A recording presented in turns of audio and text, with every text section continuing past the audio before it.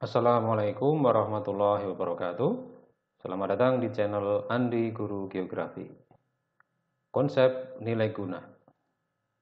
Konsep nilai guna merupakan konsep esensial dalam ilmu geografi. Konsep ini merupakan konsep yang berkaitan dengan manfaat yang diberikan oleh fenomena geosfer di suatu permukaan bumi pada makhluk hidup, khususnya kepada manusia. Konsep nilai guna memandang bahwa manfaat yang diberikan tidak akan sama pada setiap orang. Kita mulai dari contoh yang pertama. Konsep nilai guna pada lingkup litosfer.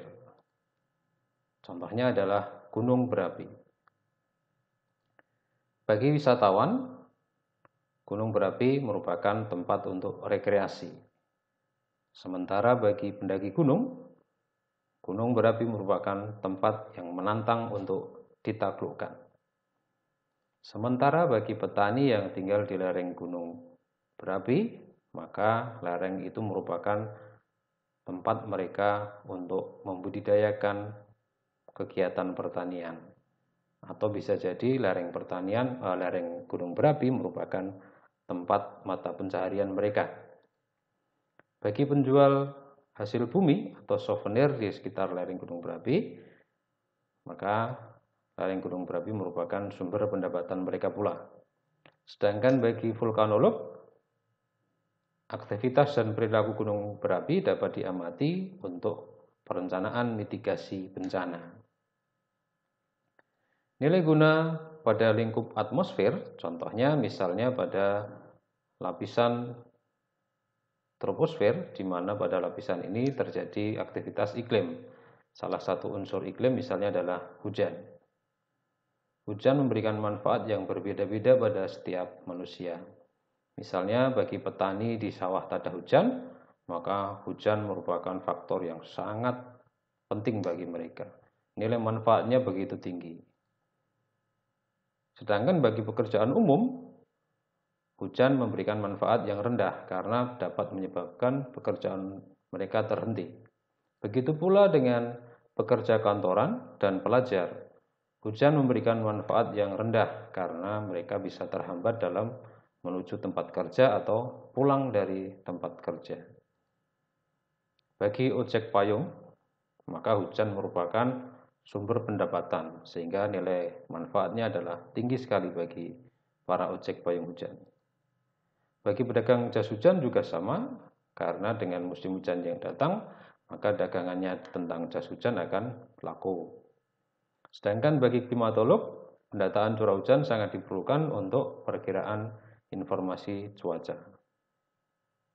Selanjutnya nilai guna pada lingkup hidrosfer. Sebagai contoh misalnya sungai. Sungai bagi daerah penduduk di wilayah pedalaman, maka sungai merupakan prasarana transportasi utama.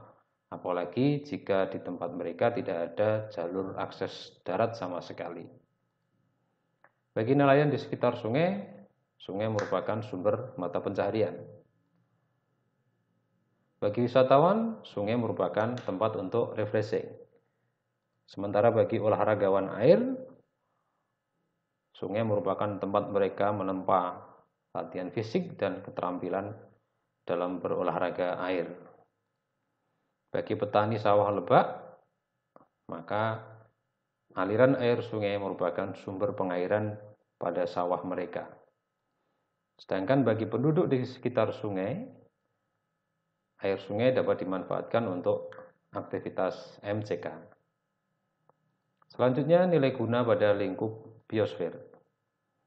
Contohnya adalah hutan. Hutan memberikan manfaat yang beraneka macam dan tidak sama pada setiap orang. Misalnya bagi penduduk di suku pedalaman, hutan merupakan tempat tinggal, tempat bersosialisasi, dan mencari kebutuhan hidup.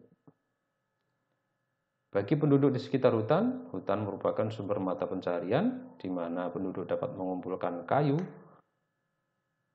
getah damar, hingga rotan.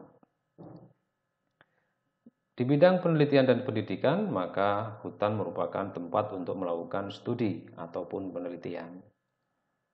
Bagi aktivis penyelamat lingkungan, hutan merupakan wilayah yang memiliki manfaat yang besar bagi mereka, sehingga bagi mereka hutan adalah hutan yang harta yang harus dijaga. Bagi wisatawan, hutan merupakan sarana rekreasi untuk refreshing dan melepas penat. Contoh terakhir, nilai guna pada lingkup antroposfer. Contohnya adalah kuantitas penduduk atau jumlah penduduk. Jumlah penduduk yang besar bagi pedagang merupakan jaminan dagangan mereka akan laku.